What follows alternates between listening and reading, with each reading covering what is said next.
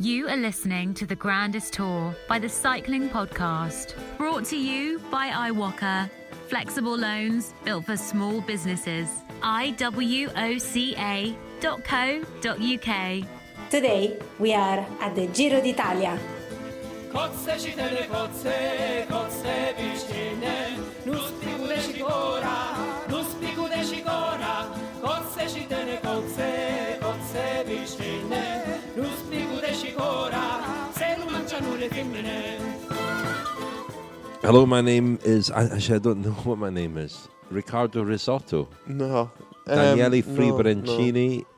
Who did I hear the other day? I had an American. You know the way Americans... This is not their fault. The way they pronounce risotto. Yeah, And risotto. Oh, God. Yeah. I just want to dive in the Adriatic every time I hear that. Anyway. Where are we, Daniele Friberencini? When I we're said I told on... our dear American listeners, like I say, I know it's not. That's just the way you pronounce it in American. Well isn't it? done. I mean, about close to 30% of our audience is Americans, so that's alienating. And who's to say they're wrong? Who's to say they're wrong? I think they're right. Listen, Daniel, this is a very special occasion. This is our press conference episode, first one of the Giro d'Italia. I feel like I'm going on a game show, a quiz show, and you're very well prepared for this, and I'm not. I don't even know what the format of the quiz is. Well, you haven't heard any of the questions. I've been running through a few of them. We've had a lot of questions. Thank you very much for all your questions. We're not going to get through them all. I do apologise, but we'll get through as many as we can. But this is a very special occasion. This is a surprise to you. This very episode is our 1,000th episode. Oh, wow. 1,000th episode of the Cycling Podcast.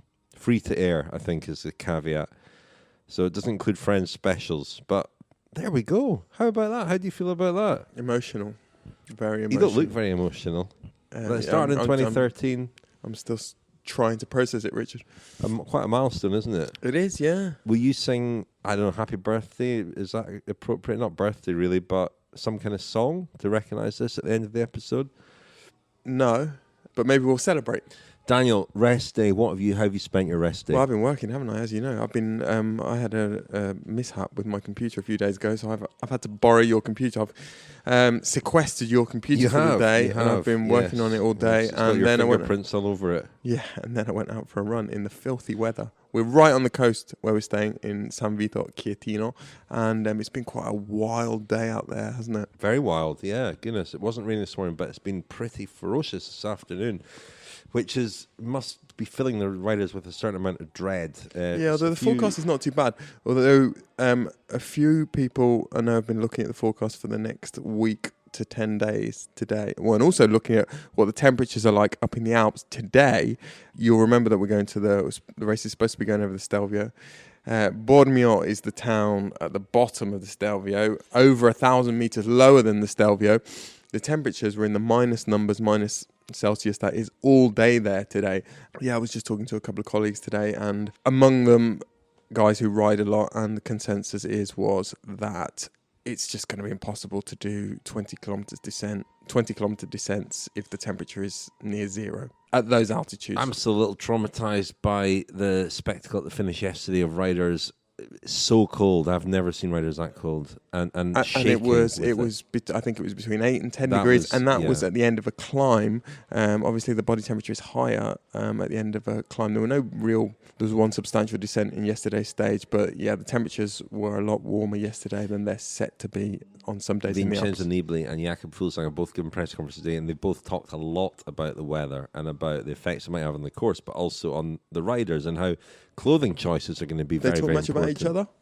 No, they've put that to bed, apparently. Nibali was on Rai television, Italian television, yesterday, bigging up how close the respective wives are. He says they're on the phone all the time. Nibali and Mrs. Nibali and Mrs. Fuglsang, who's a keen cyclist now.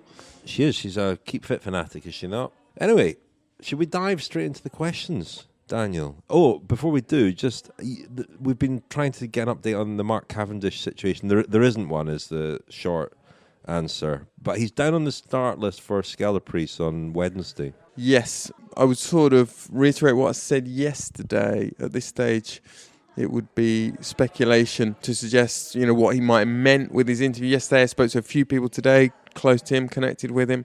You know, some of them thought that it was just a case of him being very emotional yesterday and possibly not meaning that he had the firm intention to retire. But we mentioned yesterday that things are moving at Bahrain, McLaren, staff changes, riders' contracts being renewed, not being renewed. I think it's been a fairly intense few days as far as decisions or communicating decisions to the people that they will affect.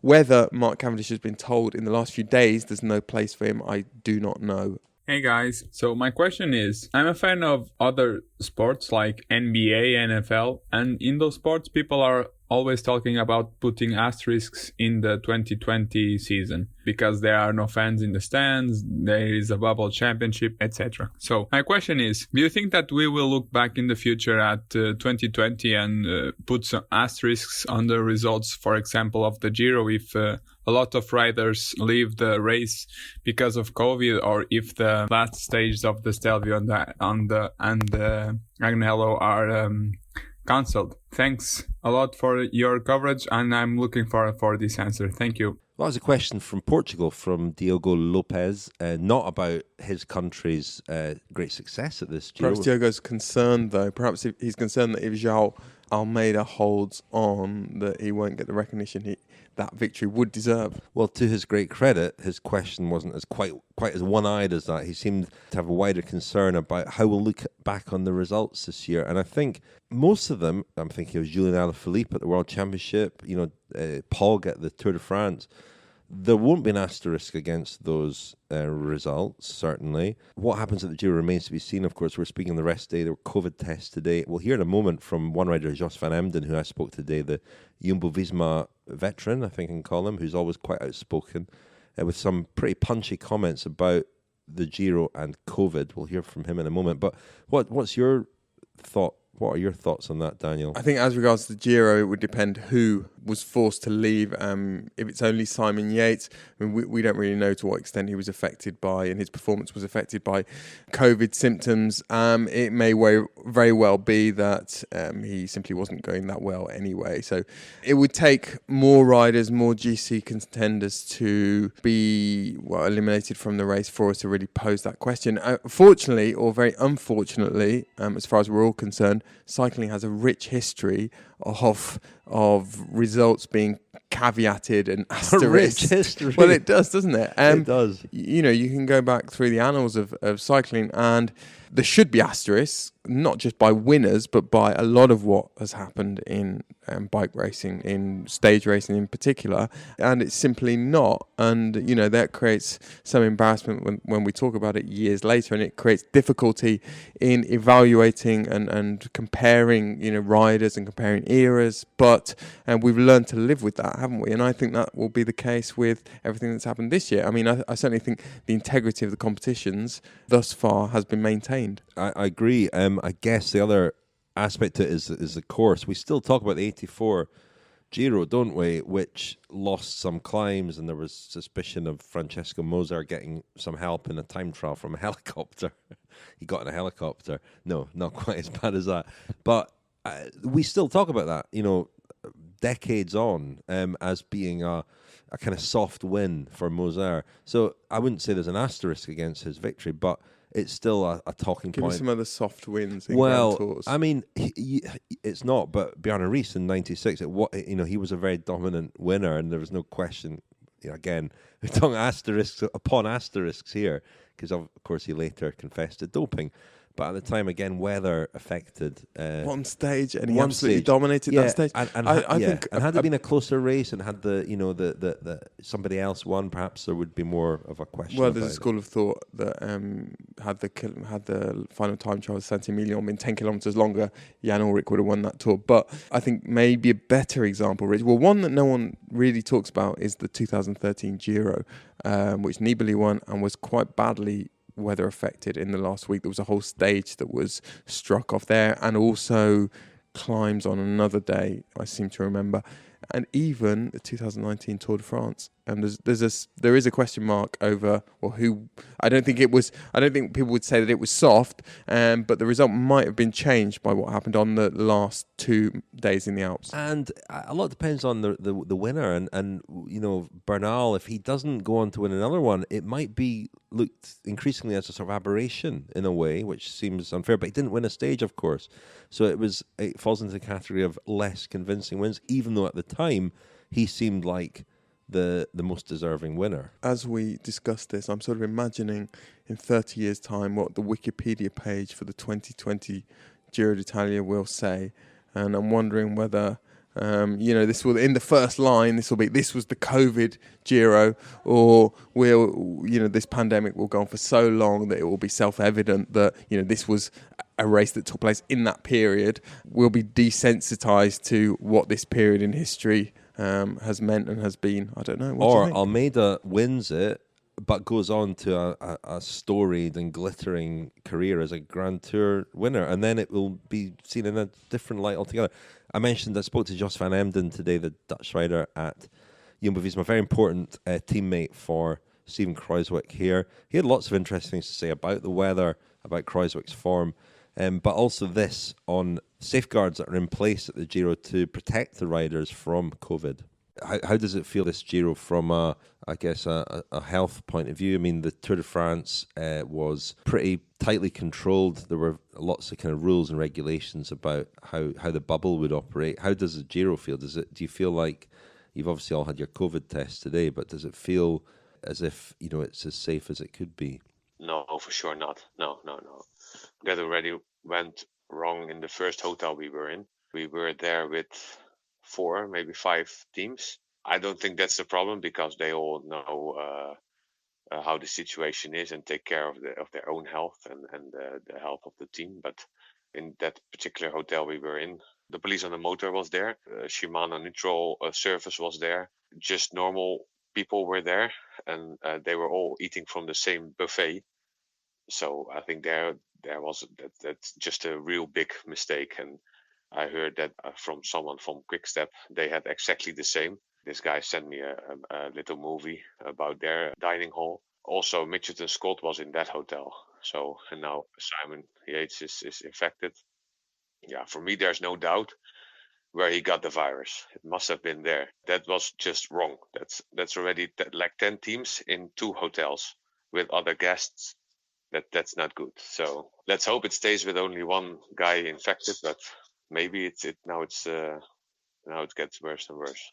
The UCI should regulate this. If they want to be the head of cycling, then they should say this is not good at Giro. So many teams in one hotel, other guests, they only take care of themselves. That as long as they don't get infected, that's how I see it. And do you think there's a bit of complacency because the Tour, did run off okay and it was successful and everybody stayed, all the riders stayed healthy? Do you think maybe there's a bit of complacency spread in? Maybe, yeah, maybe. Let's hope it's not. We're all the same. We're all same riders, and we should be protected by the people who run the sport. And we need to do all the things for them, but they don't ever do anything for us. So this is again a missed chance for them to show that they like us, that they don't always want to fight us. I like to see, now going ahead of the situation, but if there's more guys infected, then I hope that this UCI gets the bill. To be short, they should have said, no RCS, this is not a good idea. There should be another solution for this. Yeah. Well, we wait, I suppose, to hear what the results of the COVID tests are. Do you think you get them tomorrow or tonight? I haven't heard anything about it, but I think tonight. Right. I guess then they will publish it tomorrow morning in the media. You are listening to the Grandest Tour by the Cycling Podcast, brought to you by iwoca, flexible loans built for small businesses. Join 50,000 customers taking on life's twists and turns and scaling new heights with iwoca. If you run a business, find out more at iwoca.co.uk.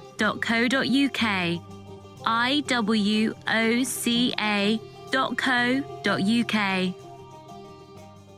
Thank you very much to iwoca, our title sponsor. We're very grateful indeed to them. And if you run a small business or know somebody who does, go to iwoca.co.uk to see what iwoca can do for you. Thank you, iwoca. We heard before the break from Jos van Emden. I mean, we're waiting to hear the COVID test results from today's tests on all the riders. But I have a feeling that it might not be the same as the Tour de France, where none of the riders test positive. But I don't know. That's just speculation. But you think that if Simon Yates had it, then, you know, and given that teams were sharing hotels and so on, there's a high possibility that others might have it too. We wait and see. Let's go on to another question. Hi team, Chris Buck here in Glasgow. I'm really enjoying the podcasts, great analysis of every stage, and really finding the geography and the food and drink updates very interesting as well. My question is to do with team numbering. Why is AG2R numbered first with Tony Galopin number 1 when Ineos won it last year with Carapaz? Even though Carapaz isn't part of their team this year, why isn't an Ineos rider number 1? Thanks. Thanks for your question, Chris. I've been talking about this, or I've been asking about this as well, and we don't really know the answer, but I did message Larry Warbass, who, of course, lucky Larry, who rides for AG2R. He doesn't know either, really, but he has a theory, and it makes sense to me. He thinks the Giro probably aren't very happy that the previous winner isn't here, and also that Movistar, who won the race with Richard Carapaz, haven't really brought a big-name rider. The numbering system is in purely alphabetical order, whereas normally it would be number 1 for either the winner or the team of the previous winner. 11 would be the rider that finished second, 21 the rider that finished third, 31, right at finish 4th, etc., etc. And it's, I guess I'm a bit confused that Nibali isn't number 1, having finished second last year, but it seems to be political. So the numbers are purely alphabetical. AG2R first, and he thinks his hunch is that it's a political thing, that it's a kind of, you know, we're not happy that Richard Carapaz isn't here, so Ineos, you're not getting number 1, and Movistar, we're not happy that you've not brought a big name rider here, so you're not getting number 1 either. Does that seems logical, maybe? Hi, this is Lauren Goodfellow, friend of the podcast from Matlock in Derbyshire. My question's about the leader's jersey that the leader of the Women's World Tour wears, which I think is currently being held by Lizzie Deignan. Why don't the Men's World Tour have a jersey as well? I understand that the men's calendar has a lot more races for the riders to choose between, but they still have a leader on points, I believe, on the individual ranking. So why don't they have a jersey? And do you think they should have one? Thanks for all the fantastic podcasts. It makes my commute to work a lot more interesting.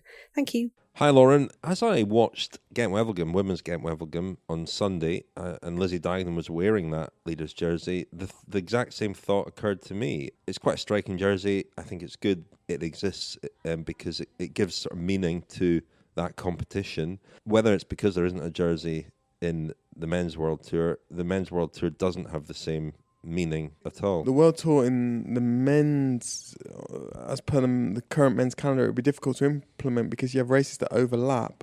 So you could potentially have a situation where someone has taken first place in the rankings, but there is another race going on somewhere else in which someone is wearing the jersey, and it could get a bit complicated like that. There used to be a Pro Tour jersey. The first and sort of iteration, that, a World Cup the first iteration of the World Tour was the Pro Tour. There used to be a Pro Tour jersey, and as you say, Rich, there was the World Cup jersey. The World Cup used to be a series of 10 one-day races that ran across the season, and it was a rainbow jersey. They were slightly different colours, weren't they, to the World Championship jerseys? But it was a vertical rainbow stripe, and I used to quite like that. Who's leading the Men's World Tour? No, Joaquin Rodriguez. Perito. He's always leading it. He's always leading it. Okay, there we go. Tells its own story. But it's a good point about overlapping races, Daniel, because a rider might have to take his World Tour leader's jersey off mid-race if he lost the lead. Mid-stage, possibly. Anyway, let's go to another question. Hi there, this is Steve up in beautiful Perthshire. Been really enjoying the coverage from the tour around the Giro so far this year. In particular, I really love the travelogue aspect to it and really like getting a flavour for the places that you visit. And I was looking forward to hearing how you got on in Hungary. My question is, if the general constraints of geography were not in play, what country, any country in the world, would you choose for a Grand Depart for a Grand Tour that you could go and visit and do you think would lend itself to some good bike racing as well? Interested to hear your thoughts. Keep up the good work. Well, thanks, Steve. That's a great question, isn't it? I mean, I was looking forward to Hungary as well. That was definitely a thing that I was looking forward to at the start of the year. I've never been to Budapest, and somewhere completely new. Portugal, with the success here of Almeida and Guerreiro. It's a real shame that the Vuelta has lost its short incursion into Portugal this year because of COVID. It's a bit of an anomaly with the lack of visits to Portugal by the Vuelta in the last 20 or 30 years, and there are sort of political reasons for that. But yes, Rich, I would love to go to Portugal at a Grand Depart. There was talk of a Grand Depart for Gran Salida of the Vuelta from Porto a couple of years ago. I think that will probably happen at some point fairly soon. Porto or Lisbon would be nice. Guerreiro, of course. I said Guerreiro earlier before the pronunciation police are on to me. Where else though, Daniel? Anywhere else? There has to be some sort of almost like editorial integrity to it. By that I mean that, for example, with the Vuelta, I'd like to see the Vuelta go to the Balearic Islands or start in the Balearic Islands, start in the Canaries maybe. Sometimes, sometimes it's a bit too transparent when a country, an organisation has just stumped up a lot of money, has imposed quite a lot of, complications upon the race, logistical complications, as, to be honest, was the case with Israel. I didn't go, Rich. I think it got a fairly lukewarm reception from those who did. But I wasn't a huge fan of that. Also, there were political kind of misgivings for a lot of people as well. Surely the success of ROG and POG, the only problem with a start, a Grand Depart, or whatever it may be in Slovenia, I mean, it would be perfect for Italy, is that Slovenia has magnificent mountain range, the Julian Alps, and it would be nice to show them off, which you presumably wouldn't do with the first couple of stages for a Grand Tour. There's a lot you could do in Central Europe without having to go too far, without having to impose big plane transfers. There's a lot. I mean, we're just across the water here from Montenegro and I mean, Slovakia, while Peter Sagan is still active, Lithuania. I mean, all these countries have beautiful landscapes and culture. And I was in Lithuania a few years ago, and whenever you go somewhere like that, you, if you like bike race, you look at the roads with a view to what would they be like for a bike race. They would all be fantastic. And once you start, opening up Eastern Europe, but it comes down to money, doesn't it? And none of these places perhaps have the sort of money that the Grand Tours are looking for. As you say, Rich, the Balkans would be a fantastic opportunity for the Giro, in theory. I mean, we're looking out today over the Adriatic. You feel we are pretty close to Croatia, the kind of Makarska Riviera in Croatia, and there's fantastic locations there. I can imagine a Grand Depart or Grande Partenza in Split or somewhere like that. And in the Giro's case, the race could easily work its way back overland into Italy without any long transfers, really, in the course of 3 or 4 days. Hi guys, Laurent, Frenchman, but not living in Watford. Thank you so much for all the work you do throughout the year. It's amazing. Long time listener, long time supporter of the podcast. I look forward to more normal year again next year. My question is for Joe Dombrowski. Having gone from Team Sky with the rigidity we know of the team to Candel, then EF, with Jonathan Voters, as we know, it's a very different approach. And now in a kind of Italian team, morphed into a Middle Eastern one with the support of the sponsor. I'm interested in what Joe's take is on this new environment for him and how he could potentially thrive out of the new elements. Thank you very much, and looking forward to hear more of the podcast. Thank you very much for your question, Laurent from Watford. Well, Joe Dombrowski is keeping an audio diary for us, one of 6 riders, and who better to answer your question? So we put it to him. We sent him the audio file of your question. Thank you, Laurent, for your question regarding how it is going. As you said, I started my career in Sky. I spent a couple of years there. I spent now the bulk of my career in EF, very much an American team, or at least the most American team in the World Tour. And now in my first year at UAE. I have to say, there was a lot of people, I think, when it was announced that I would make the move from EF to UAE that found it a bit surprising. It was a team that was born sort of out of the ashes of Lampre, which was very much an Italian team. More so, I would say, even than EF was an American team. I mean, I would say EF is more of an international team than an American team, whereas Lampre kind of fell more in the lines of, you know, what you see also with some of the French teams.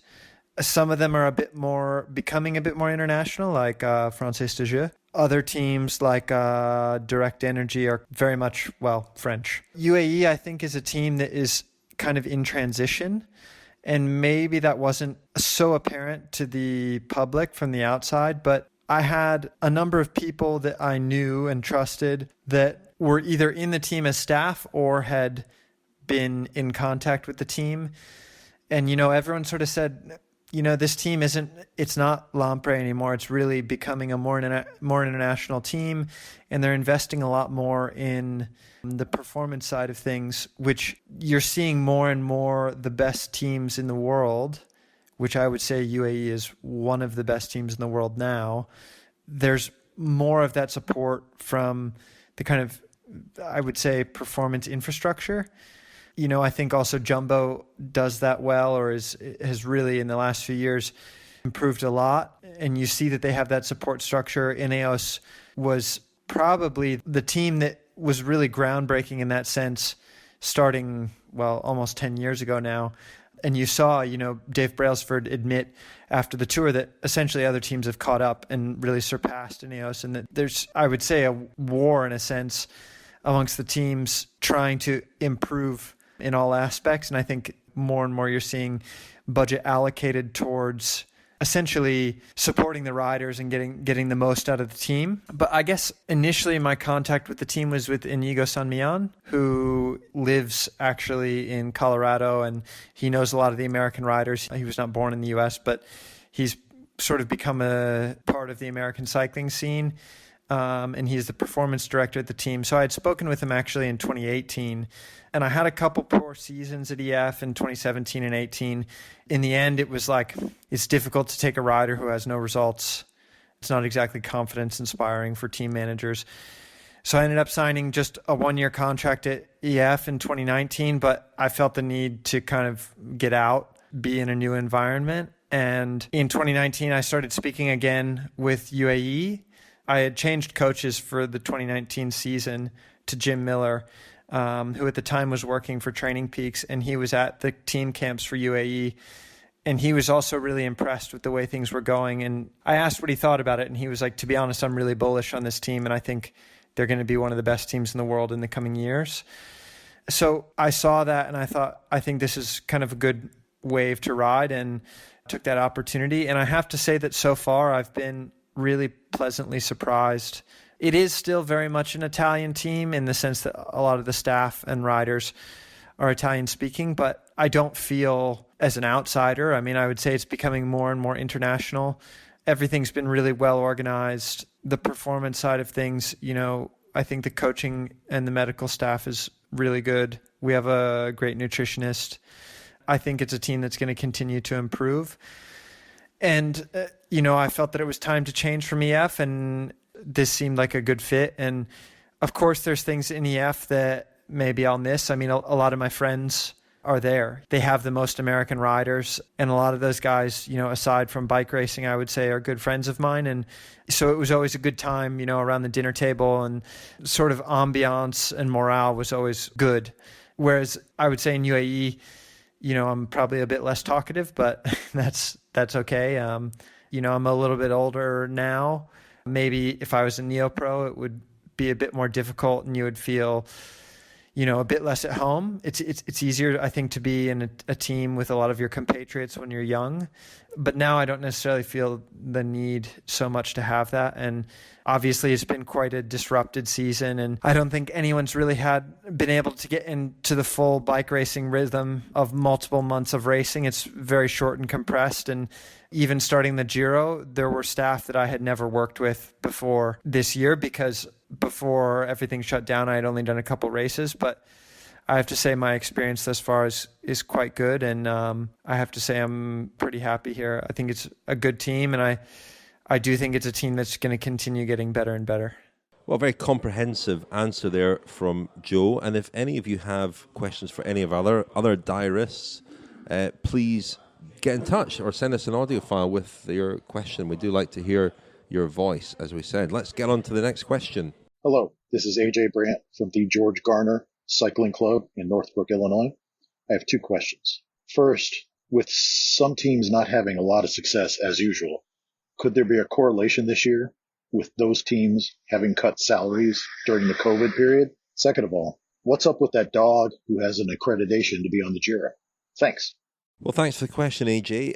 Any correlation, Daniel, between teams' lack of success and salary cuts? What teams have had shockers? Well, which teams had salary cuts? There was obviously Michelin Scott that we know about. Bahrain Merida. Bahrain Merida, Bahrain McLaren. And I think Lotto Soudal as well possibly had a few cuts. Those are the ones we know about. Have they been particularly bad? I'm not sure that there's an obvious correlation, but I've mentioned this before. I spoke to Jack Haig during lockdown. He is joining Bahrain for next year. He's at Michelin Scott.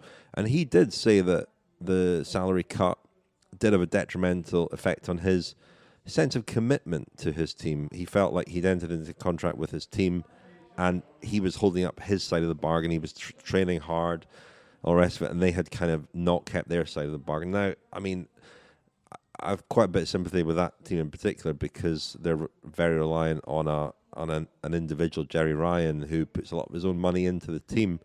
I don't know whether that's fair or not, but it was an interesting insight into how psychologically it could have an effect, I think, on your loyalty, commitment to the team. Well, I think we've seen big variations in the way teams and riders have come out of the lockdown period, and I struggle to see any real correlation with the salary cut or lack of salary cut. Just as one example, I was talking to Roberto Damiani of Cofidis, the director sportive at Cofidis, the other day. I don't believe they had any salary cuts there, and he said that Elia Viviani was absolutely exemplary during the lockdown period, trained perfectly, did absolutely everything that he was asked to do and he should have been doing, and yet it hasn't worked for him at all. And there are other teams I think maybe you did make mistakes with the way they trained riders, or they found out now that they've made mistakes. Others who got it spectacularly right, for example, Somewhere, which they deserve a lot of credit for, and I think in their case it was the result of a lot of agency in the way they dealt with that lockdown period, actively organising things, imposing certain types of training on the riders. But the financial aspect, it's very difficult to say, isn't it? I can't see any strong correlation. The Sunweb case is interesting, and I spoke to Luke Roberts today, a DS there, who we'll play that at some point, that interview, but trying to dig a little bit into what exactly they did do during lockdown. I think the signs were there before lockdown, the way they started this year, but they have been the team of the second half of the season, and it'd be interesting to know what they did. And what's most remarkable, or even more remarkable in that case, is that one of the things that people worried about was the nature of the business of the sponsor. Some companies more vulnerable than others to economic conditions that we're in, the effects of the pandemic on travel and so on, and they're sponsored by a travel company, and yet they've managed to somehow keep their riders very committed. Obviously, the impression you have watching them is that they've managed to remove any doubts the riders might have about the team's future. They've been signing riders for the future as well. So they've done an amazing job. And like I say, that's one for another day. Hey guys, this is Patrick from Colorado. I'm especially enjoying your Grandest tour coverage. Keep up the good work. My question is, I was watching Liège this year, and I thought it was the best edition in years, mostly because the guys we were just seeing at the tour, the top names and other fun names, were at the head of the pack, like both the Slovenians, Alaphilippe, Mark Hirschi, who was the revelation of the tour. I was wondering if you guys think it would be a good idea, or possibly a cool idea, to move the Ardennes Classics to in between the tour and the Vuelta going forward each year, like possibly San Sebastian the one weekend, then Amstel the next, and then Liège the week after that. Just wanted to get your thoughts on that. Who knows if it's doable, of course, but like, what would be reasons against it? Because in the spring, they're kind of just an afterthought of the cobbled classics that come for the weeks preceding it. Thank you, Patrick from Colorado. It's an excellent question, isn't it, I think, because I made that point as well, that race featured the riders who we expect to also be challenging for the Tour de France. And unfortunately, in recent years, in the past, that's what Liège-Bastogne-Liège used to be. It was where the classic specialists and the Grand Tour riders came together, or in many cases, they were the same riders. That's not happened so much, partly because of timing, and a lot of the guys who are focusing on the Grand Tours are away at altitude camps often. How do we get them all together? Because it was a great race, and it was because all those riders were there and in great form. Yes, Rich, and I think that slot after the Tour de France before the Vuelta for the Ardennes Classic might make quite a lot of sense from the point of view of the weather.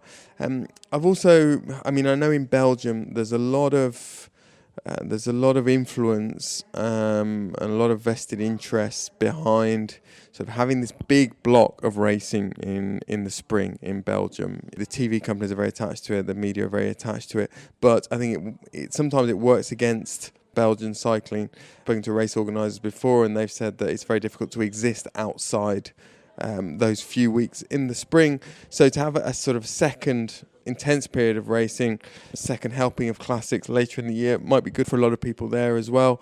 I'm sure there are other considerations, there are other obstacles that people would suggest exist, other things happening in other sports, for example, the football season starting again and so on and so forth.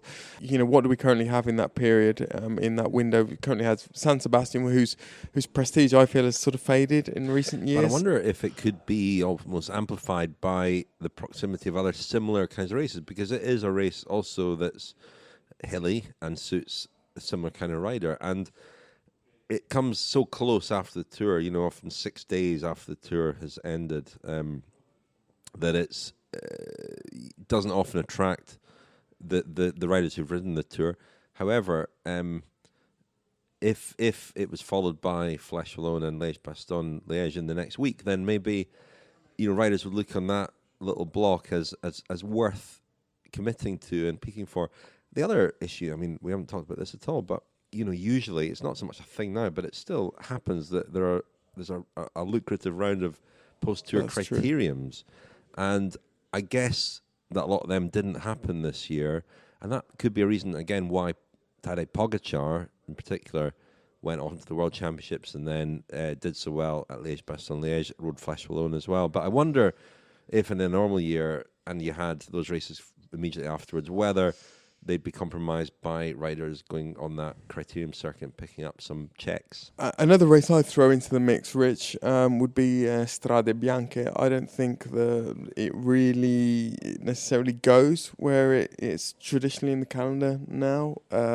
So before San Remo, before Tirreno Adriatico, it's a funny race. We still, after over 10 years now, we're not, I think, fully clear on what kind of rider it suits. It suits anyone really who can be strong in a one-day race over 200 kilometers. But I thought it looked great when it was rescheduled for the summer this year, and it's more to my mind anyway. It's a race that suits Ardennes riders at least as much as it does Cobble Classics riders. I'm sure one legacy of this year will be that some organisers and maybe even the UCI look afresh at where some of these races are and really ask questions that they perhaps haven't asked. Yeah, and I suppose you have to ask the question, does it make sense? To my mind, from a narrative point of view, it makes sense to compartmentalize, to have different compartments to the season.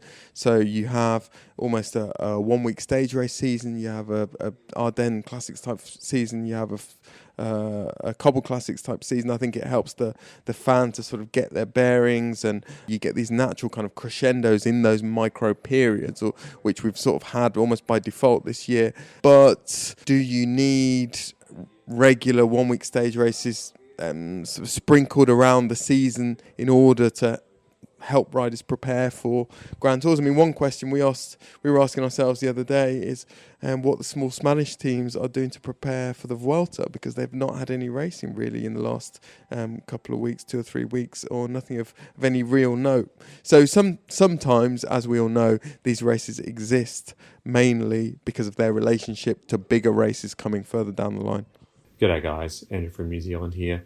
I'm best friend of the podcast. I absolutely love it. It's compulsory listening for me in the New Zealand winters with the Grand Tours, a little bit into the New Zealand spring now, and round about this time of year I use the podcasts as lullabies to help me get to sleep. And the soothing tones of Lionel, Daniel, Richard and Francois certainly help me get fantastic sleeps after only a couple of minutes of listening. Anyway, my comment and question is mainly about Peter Sagan and the question of where has his form gone.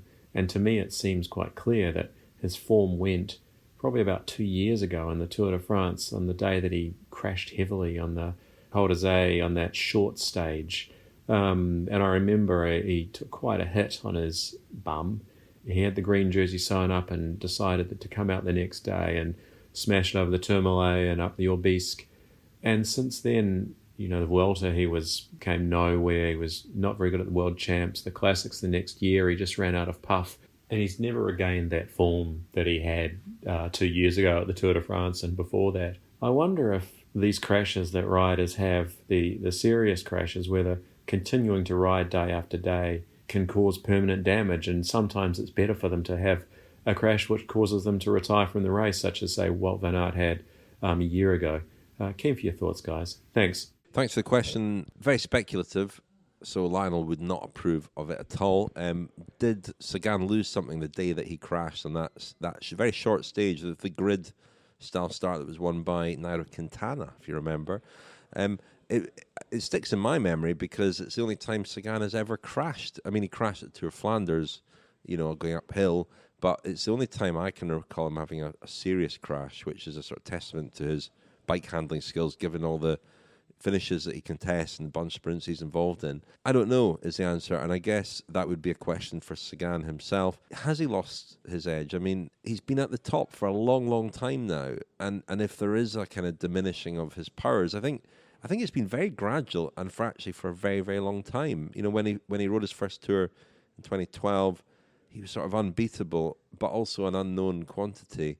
And when he lost that element of surprise and became the most marked man in the sport, it became much harder for him to win. And I think maybe the rest of it is just the process of aging and the fact that he's been doing this for so long. Yeah, and I think if you look at the number of second places he's had, that's when you realise how fine the margins are, and you realise that whether seasons or periods of his career are categorised as a success or failure can depend purely on the emergence of another rider who's better than him on a certain type of terrain.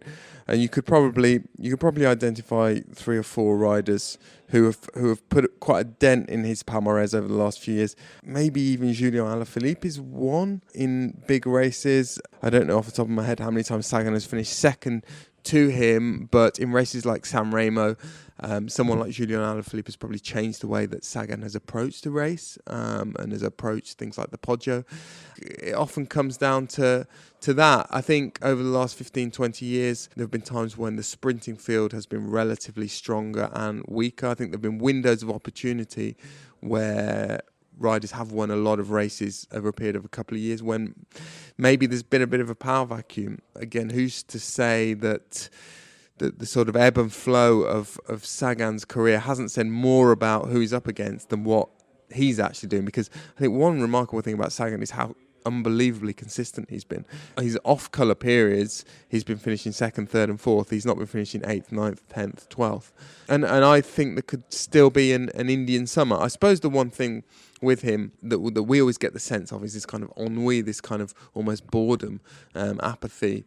But I don't know whether that's more in his kind of communication style than it is in the way he actually approaches his riding. Yeah, really. And also he's always fit at races. He never shows up. I mean, he never really shows up overweight or unfit or untrained or not ready, which suggests that he still has enough motivation to prepare for races. I think he'll win Milan-San Remo when he's no longer a favourite to win Milan-San Remo. The Cycling Podcast is supported by Science in Sport. Science in Sport. Fueled by science. Thank you very much indeed to Science and Sport for their support of the Cycling Podcast. If you want 25% off, I'm not even going to bother asking you tonight, Daniel. If you want 25% off your Science and Sport products. We had a long conversation about sports nutrition at breakfast, actually. Yes, we did. With Gregor Brown over there. Yes. Well, there was a lot of talk, tech talk as well. I mean, you were showing disc brakes. Well, I had aluminium frames. I had a message from Lizzie Banks today, who hosts Service Course, saying that she'd been listening back to episode 1 of our Grandest Tour coverage, all the way back in Palermo, with you asking all these tech questions. She was asking if you'd like to guest host an episode of Service Course. What tech questions was I asking? You were asking about... the riders, Yeah, all kinds of things. Really getting into that, aren't you? Anyway, back to Science and Sport. Thank you very much to Science and Sport for supporting us.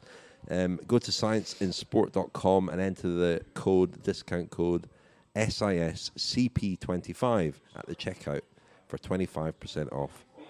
Let's go to another question. Hello, gents. Brendan here from Dublin. I'm really enjoying the Giro coverage, so thanks for that. I just wonder if you could say something about how the pro cyclists transition from cycling with their team, where everything is laid on for them and everything is looked after, as it were, to when they're cycling in, say, the World Championships for their country. Do they have the same bicycle? Do they have the same gear generally? Do they have the same soigneur, same mechanic? Just wondering how all of that works. Thanks for your question, Brendan. It's an interesting one, and we thought we'd put it to one of the riders who is keeping an audio diary for us and who rode at the World Championships recently, James Knox of Deceuninck Quickstep. Here's his response to your question. Simple, but it's complicated. I'm there and supported by Great Britain the entire time, but everything needs to be organised with the different trade teams. So a truck from Deceuninck Quickstep came somewhere near Imola before I arrived. A GB mechanic went and collected all my stuff, and then the GB mechanic was then responsible for my bike. Masseurs and soigneurs are responsible for preparing all the food. I used a combination of, I had some of my own, so we used 60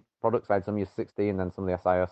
So, like just make and do what you can, basically. And then at the end of the race, there's quite a few team trucks and stuff collected around, so I had to drop off my bike and wheels directly. Well, actually, I didn't finish. I pulled out when I got dropped before I left to go. Gave my bike back to the team, and then they drove a day later to the Giro. It's a bit of a mess, to be honest. There's lots of emails sent backwards and forwards. And the worst thing about it all is you don't know if you're selected to ride until a week before, something like this. So I was still in Tirreno, I think. Last day Tirreno, I found out I was riding. That's a little insider for you. Well, interesting there from James. Let's move on to another question, shall we? Hey guys, this is Eric, friend of the podcast from Michigan in the United States.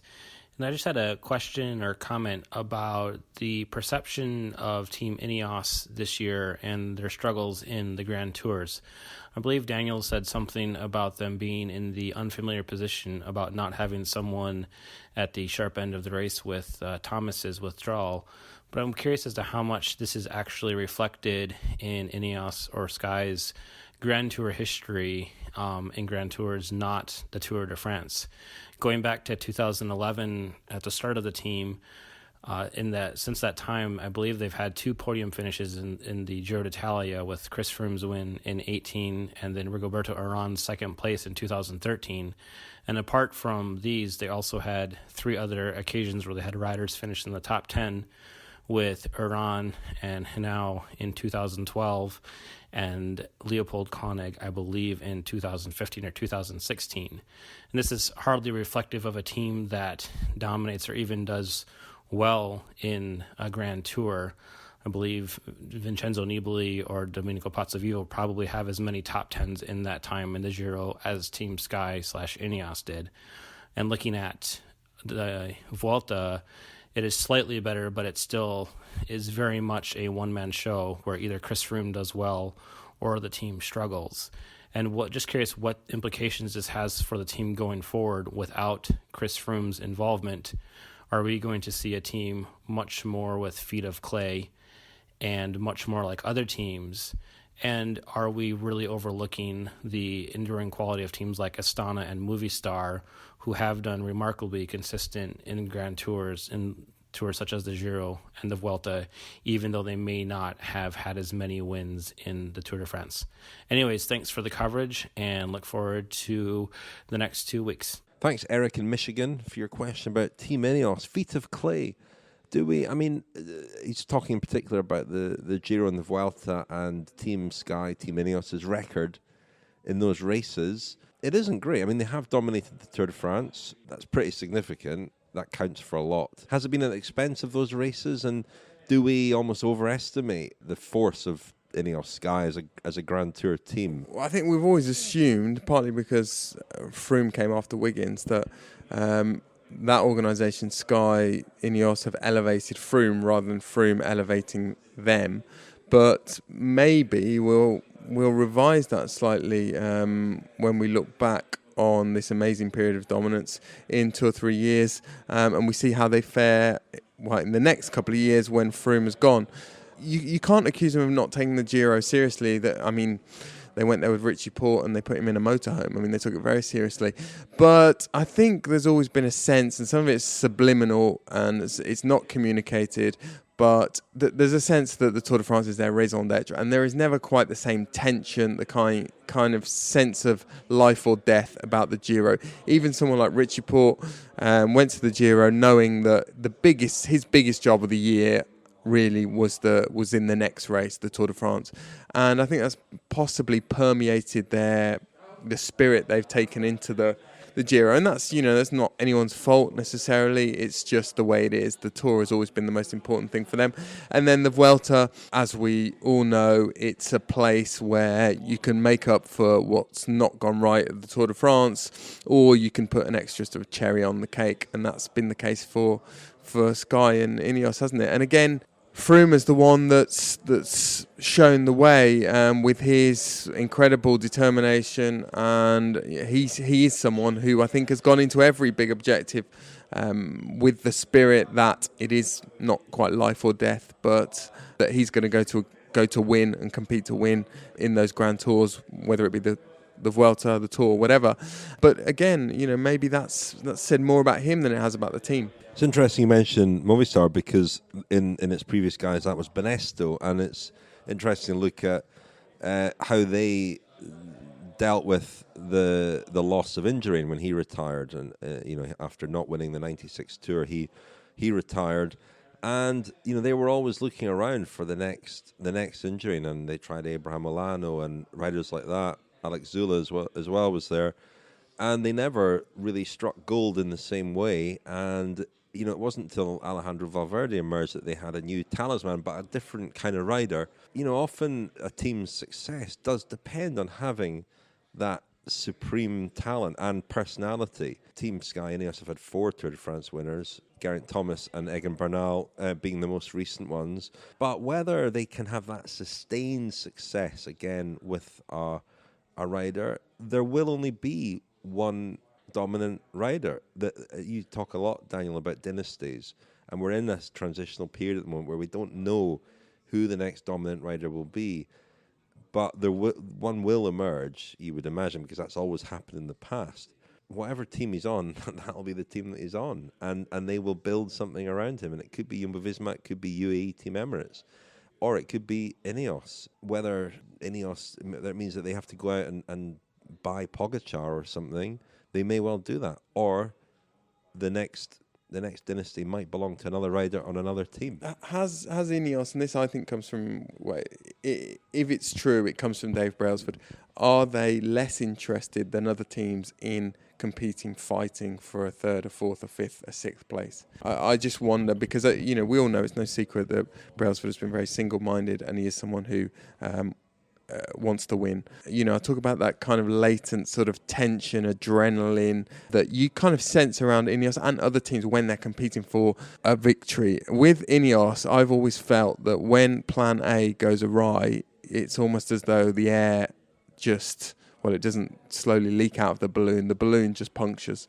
and you kind of feel it in the energy around the team. They're not really, I've never really felt they're that interested in competing for a 3rd or 4th or 5th place with their second leader or their deputy leader. That's sort of COD psychology, fag packet theories on my part. I mean, you could say at the Tour and now at the Giro, they've lost their leader and then gone hunting for stages with quite a lot of dynamism. But I think that depends on the riders. Filippo Ganna here is a young, up-and-coming rider for whom a stage win means a lot. And at the Tour de France, I think, the way that Carapaz rode in his first Tour, there was a lot at stake, a lot on the line for him. But it depends on the personalities, doesn't it? And for some of them, a stage win isn't going to mean enough. And when you're accustomed to winning Grand Tours and winning the Tour de France, it's natural that it's going to be difficult to get quite as excited and get really motivated about, even putting a second string or third string rider on the podium or in third or fourth or fifth place. Well, Daniel, we better end it there because we have to go for dinner. And that's very important. That's a great consolation to those who sent in great questions. A lot of great questions that we haven't got to, but we will get to some of them later, won't we? I'm looking at a pile of questions here. I'm really sorry we haven't had time to get through them all. We don't give people. Do we save them up? Do we have a rollover? We could do. We could have a rollover. There are some good ones in there, and we haven't got to them. Some of them require a bit more research as well. That's another issue. Some of them require us to actually go out there and do a bit of work. Well, I've been working all day. What have you been doing? Well, we've both been working all day, but we've been working on other things in different ways. There's not been time. Well, we're sharing a computer. True. At the moment, so it's difficult. My desktop was really tidy. And no, it's not anymore. I know. I intend to clean it up for you. It looks like the Stelvio. You've got some absolute gold on there now. You could sell some of those files. Thanks, Daniel. Excellent. Well, it's for Kilometre Zero you've been working on. When are we going to see that? You're going to hear it tomorrow, I hope. Hear it, yeah. What's it on? Italy's third mountain race. Third, not in size, not in length, but in importance in conversations about the Giro. Very cryptic, Daniel. Well, listen, as promised, you're going to sing us out with a song to mark the 1,000th episode. I'm not going to sing us out, Richard.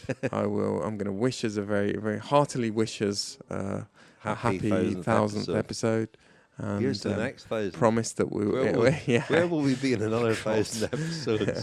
What will we be doing? Yeah, we will toast. Do you know what will we do, Richard? We will do what do the Italians say? A toast. What was the word? Can you remember? Oh, God. You don't even have to remember a word. Just remember a place. It's a place name. Oh, I'll pronounce it wrong, though, won't I? You have to remind me. Sorry. We were there the other day. I know. It was in. It was in Puglia. Yeah, I know where it was. Because of B. Yeah. I. S. You've got some. Yeah. You. A. No. E. Brindisi. Brindisi. We'll do a brindisi to the 1,000th episode. Okay, well, anyway, thanks very much to you listeners, because without you, there wouldn't have been 1,000 episodes. We're very grateful to you for all your feedback, support, criticism. Not really, we don't like that. And your questions. Keep the questions coming. I'm sure we'll do another press conference. And a final apology to our American listeners about the whole still listening. Risotto gate. Yeah. Thank you, Daniel. Thank you, Rich.